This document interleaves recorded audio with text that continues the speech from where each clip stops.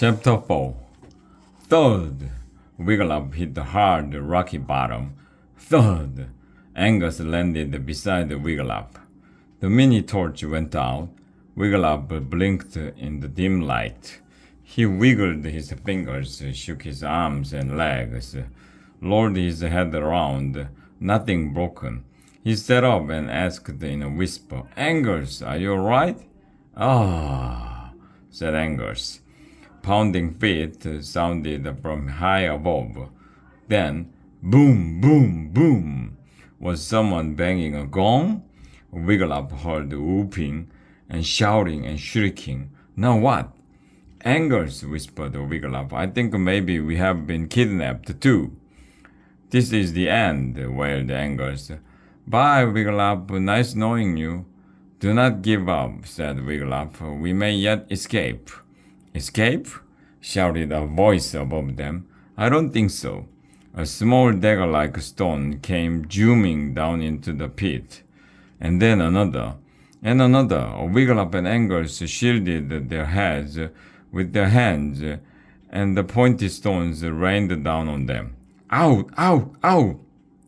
cried Angus and Wigglytuff. At last, the stones stopped falling. "Are you all right, Angus?" Wigglytuff asked. Angus nodded. Then he shook his fist at the enemy above them and shouted, "You are the world's meanest kidnapper!" A face jutted over the edge of the pit.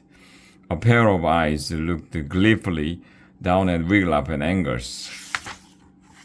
Wigglytuff gasped.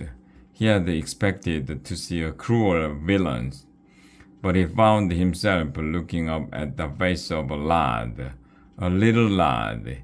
He looked about his brother Dudwin's age, 6, maybe 7. The lad wore a bucket-shaped helmet held on with a metal chin strap. Tufts of bright yellow hair stuck out from under the helmet. "Who are you?" shouted Angus. "None of you are beeswax," the lad shouted back, and he vanished from above them. Wigglytuff's head was spinning. What was going on? Why was this little lad shouting at them? He could make no sense of it at all.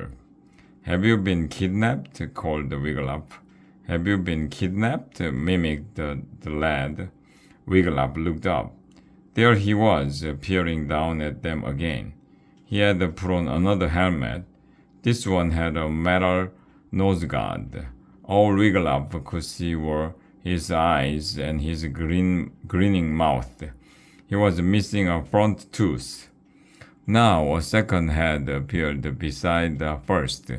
This one wore the bucket helmet. Wigglytuff blinked. Jounce! There were two little lads.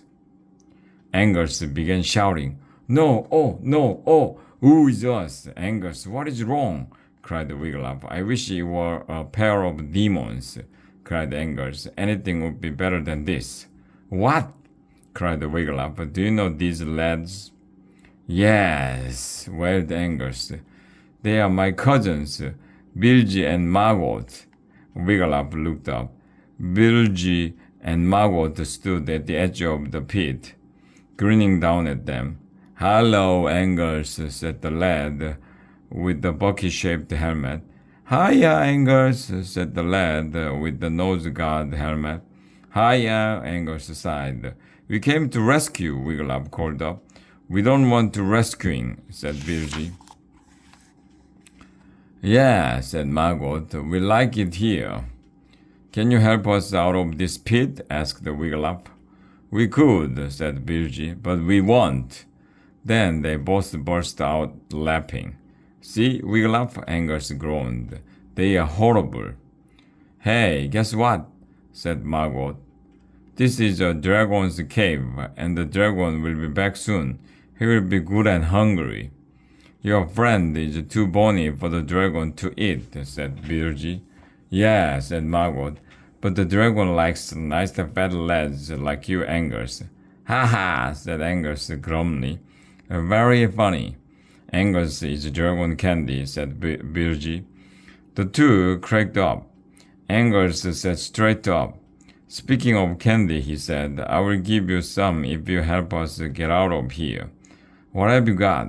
Asked Bilgy. Jolly jelly worms, said Angus. Bletch, said Bilgy. We hate the jelly worms. Yeah, said Margot. We like real worms, and bugs, said Bilgy. Nice crunchy ones. Wiggler felt sick to his stomach. I've got medieval marshmallows, said Angus. Jeep! A rope dangled down into the pit. Thank you, Wiggler cried. He took hold of it quickly. Not for you, shouted Bilgy. Just tie on the candy, shouted Margot. Nothing doing, said Angus. You want my stash. You'll have to bring me out with it. And my friend, too. Whisk! The rope disappeared. Let's eat some stash, Wiggler, said Angus. Loudly, he pulled the candy from his pocket. I've got graham cookies, cocoa cubes, and a bag of medieval marshmallows. If we had a campfire down here, I'd toast a marshmallow. Said Wiggler. I'd put the toasted marshmallow on a graham cookie and top it with a cocoa cube, Angus went on. I'd put another graham cookie on top and yum! Not a peep came from Bilgy or Margot. It's called a small sandwich, Angus said, because after you eat one, you want more. Zip! The rope appeared again. Angus grinned at Wiggler and said, Saved by a small.